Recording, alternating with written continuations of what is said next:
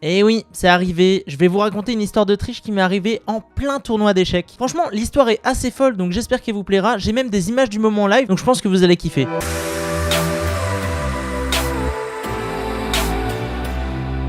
Ok, je pose le contexte. Week-end de Pâques, je vais participer à la Gamers Assembly. La Gamers Assembly, c'est quoi? C'est une LAN. Donc les LAN, c'est les trucs où en gros tu ramènes ton ordinateur, tu joues avec d'autres personnes. Là, cette LAN en particulier, c'était pas une LAN sur un jeu vidéo, c'était une LAN multigaming. Donc il y avait plein de jeux différents. Et pour le coup, moi j'ai participé à peu près tout. Petite spécificité de la LAN cette année, c'est qu'il n'y avait pas que des jeux vidéo. Il y avait notamment un tournoi sur chess.com en premier. Je vous résume le format du tournoi rapidement pour que vous compreniez bien. D'abord, on a une phase de seeding pour déterminer à peu près où on se situe dans le classement avec 5 parties d'échecs. Et ensuite il y aura une phase de double élimination, c'est à dire que si on perd une fois on se retrouve en loser bracket. Et ensuite si on gagne tout dans le loser bracket, on peut remonter en finale dans le winner bracket à la fin. Comment ça s'est passé pour moi? Bon, clairement j'étais grand favori du tournoi. La plupart des gens étaient en dessous de 1000 elo. Il y avait seulement je crois une personne qui dépassait les 1000 elo sur tout le tournoi à part moi. Donc clairement j'étais grand favori, c'est normal. C'est un tournoi multigaming, les gens n'étaient pas des joueurs d'échecs à la base. Donc moi j'y participais, mais je pensais clairement gagner. Dans mes 5 premières parties pour me classer, je réussis quand même à perdre une partie. J'ai un adversaire qui était assez bas niveau, mais qui a quand même super bien joué. Donc je me retrouve en 4-1, c'est pas très grave honnêtement, c'était pas des phases éliminatoires. Donc je me retrouve dans le top du tournoi avec 4 victoires sur 5 et on arrive à la phase de double élimination. À ce moment-là, je regarde un petit peu les classements et je vois qu'il y a quelques joueurs qui ont réussi à tout gagner. Donc ils sont littéralement à 5 sur 5 alors que moi je me voyais favori et j'ai réussi à en gagner que 4. Donc je me dis attention, il y a peut-être des joueurs qui se sont créés des comptes chess.com juste pour cette fois et qui ne jouent pas habituellement, mais peut-être qu'ils ont un vrai niveau aux échecs. Dans la phase de double élimination, je remporte d'abord mes 2 premiers matchs, puis je rencontre l'adversaire qui va nous intéresser aujourd'hui. Camembert. Petit point rapide sur ses stats, je remarque qu'il a gagné toutes ses parties en phase de poule et qu'il a gagné ses 2 premières parties en phase de double élimination, donc actuellement il est à 7 sur 7. Je me dis que quand même avec son elo de 548 points, il est peut-être un peu sous-estimé et donc il faut faire vraiment attention à cette personne. Donc à ce moment là on commence à jouer notre partie, on joue 3 coups chacun, je joue le 4e coup et là, bah au moins j'aurai un pion de plus. Ah merde, déconnexion. Mon adversaire abandonne, j'ai gagné la partie. Bon, j'ai trouvé ça super bizarre, du coup je vais le voir sur Discord, je lui envoie un message, je lui dis mec, qu'est-ce qui s'est passé? Est-ce que tu veux relancer la game et tout? Et il m'explique que chess.com a un bug, qu'il n'arrive plus à se connecter à son compte et qu'il a été déconnecté pendant notre partie. À ce moment-là, moi je lui dis bon bah c'est pas grave, tu sais quoi, crée un nouveau compte et puis on va faire notre match dessus et ça ira. Voilà, donc si vous voulez rapidement le déroulé de la partie, ça commence comme ça. Mon adversaire a les blancs, moi j'ai les noirs. Donc voilà, ça part sur E4, sicilienne. Il attaque, il attaque, il attaque. Voilà, roc opposé. Ensuite, on a moi qui vais essayer d'un côté d'envoyer un peu tout ce que j'ai sur le roc adverse. Mon adversaire qui va faire la même chose. Donc là, clairement, partie de roc opposé assez classique. Voilà, on voit que là, mon adversaire qui pousse son pion, etc. Moi, j'essaye de redévelopper mon cavalier comme je peux. Ensuite, voilà, j'essaie de dégager la dame. Là, on a la dame qui commence à s'approcher. Donc moi, ça me fait un petit peu peur parce que même s'il y a des erreurs, etc., il y a quand même une attaque sur le roc ici qui peut commencer à devenir assez violente. Ensuite, là je fais une grosse erreur malheureusement, c'est que je laisse à mon adversaire une fourchette, donc il va en profiter. Par contre, l'avantage que j'ai, c'est quand même que derrière, je peux prendre ce pion, commencer à attaquer le roi assez violemment et ça peut vraiment faire mal, je pense. Voilà, ensuite je dégage la dame. Je perds malheureusement cette tour. Et là, il faut savoir que j'ai plus beaucoup de temps. J'ai plus que 37 secondes. Certes, par contre, il y a un ajout de temps de 5 secondes par tour. Mais il faut savoir que moi, je suis pas très à l'aise quand j'ai plus de temps. Donc là, je commence à plus être très à l'aise. Surtout que je viens de clairement perdre une tour contre un cavalier. Voilà, donc ensuite, je fais un peu quelques erreurs. Mais mon adversaire qui vraiment joue vraiment bien. Ensuite, là, j'ai les 2 fous. Je vais essayer de faire ce que je peux. Mais j'ai quand même une tour de moins. Voilà, on va essayer d'attaquer, je prends ce que je peux, je prends un pion par-ci par-là, mais clairement c'est pas évident à jouer. Et là on se retrouve en finale, donc là mon adversaire a la paire de fous, moi j'ai aussi la paire de fous, par contre il a juste une tour de plus, donc là bon courage à moi, le seul avantage que j'ai en comparaison de lui c'est ce pion que je dois essayer d'aller mettre à promotion. Donc clairement on va dire que c'est globalement impossible de gagner ça. Je tente quand même, vous savez quoi, je me dis, en vrai, il est 500 elo, à tout moment, il fait une connerie, donc je peux peut-être quand même gagner ça, ou faire match nul. Donc là, j'y vais, vraiment, je le fais tourner en bourrique, ça dure des plombes, il m'attaque avec ses fous, il ramène son roi, il essaye d'avancer son pion.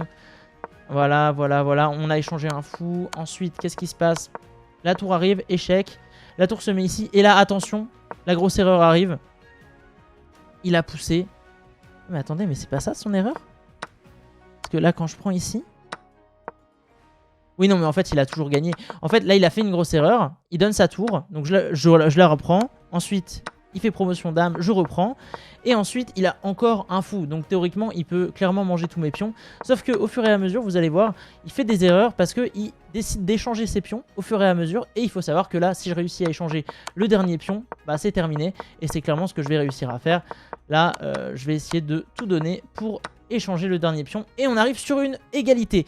Donc voilà, première partie vraiment difficile, mais ça termine quand même sur une égalité. Heureusement, il a assez bien joué tout le long de la partie. Moi, j'ai fait quelques erreurs, on va pas se mentir, mais par contre, sur la fin, il a vraiment fait une finale qui était improbable et je suis très content d'avoir réussi à faire match nul là-dessus. À la fin de cette partie compliquée, je rallume mon chat Twitch parce que oui, j'étais en live tout ce temps. D'ailleurs, je fais assez souvent des échecs sur Twitch, donc vraiment, n'hésitez pas à venir me suivre. Et là, au moment exact où je rallume mon chat, je vois que des viewers me disent: va voir ton Discord, on t'a envoyé des screenshots, le mec est bizarre. Alors ok, je vais sur Discord, je vais voir les screenshots. Et là en fait, il faut savoir que j'ai un chat d'enquêteurs qui ont directement été voir son profil et qui ont checké les taux de précision de ces différentes parties. Et il s'avère que 3 jours avant la Gamers Assembly, le profil de ce joueur enregistrait plusieurs parties à 98% de précision. Il faut savoir que aux échecs, 98% de précision sur plusieurs parties d'affilée, c'est littéralement impossible. Même les joueurs à très haut niveau n'ont pas ce taux de précision. Donc clairement, c'était impossible qu'un mec 548 elo et un taux de 98% sur plusieurs parties.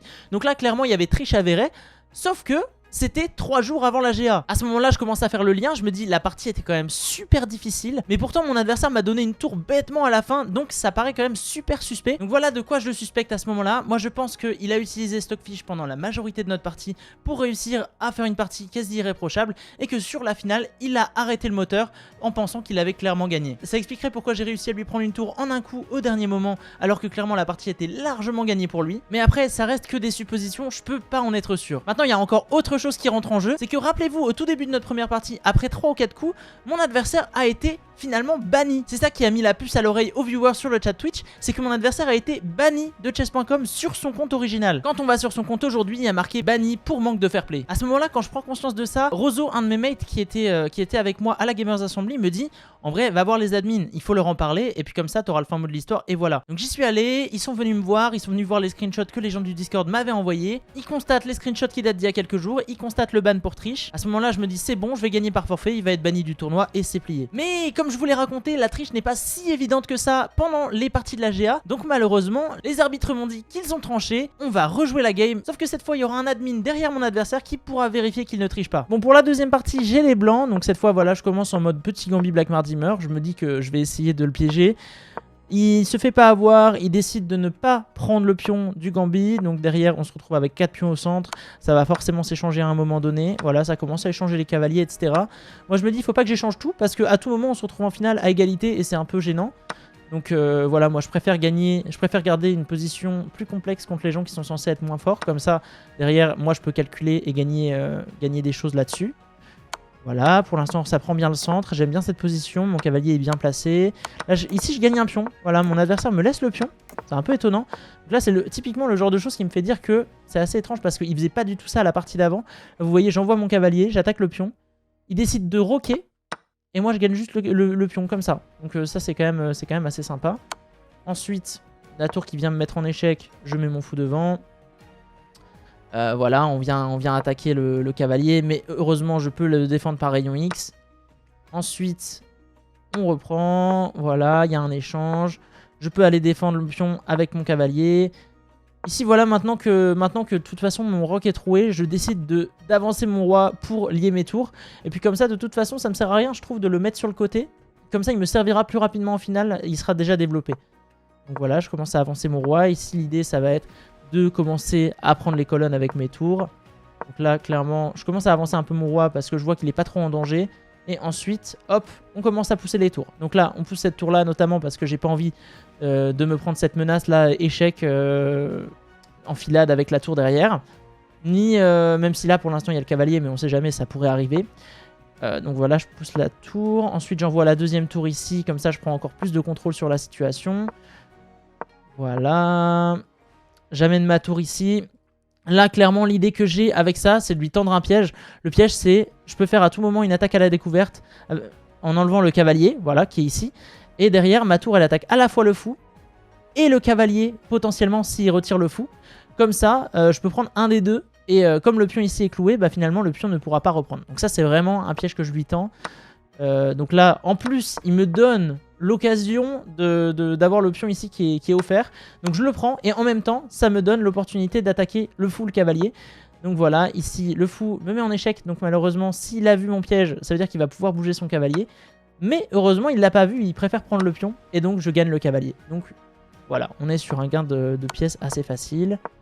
Ensuite, le roi se décale. Moi, je peux à nouveau profiter du clouage pour gagner un pion. Ici, on a une proposition d'échange de tours. Sauf que moi, je préfère gagner encore un autre pion. Le roi qui revient par ici. On force l'échange de tours. Un autre pion donné. Moi, ça me va. On échange les tours. Et ensuite, clairement, on est à plus 7. Donc, on va pas se gêner pour aller terminer la partie. Voilà, je ramène mon fou. Ici, je gagne la tour. Et ensuite, c'est clairement terminé. Voilà, mon adversaire abandonne. Et donc, j'ai terminé cette partie quand même vraiment beaucoup plus facilement que la partie d'avant. On va pas se mentir, il a fait quand même des erreurs. À partir du moment où il a craqué, il a commencé à me donner un pion, un deuxième pion. C'était assez étrange. Donc, voilà, moi, même si les preuves ne sont pas forcément évidentes, je pense qu'il a quand même beaucoup mieux joué à la première partie.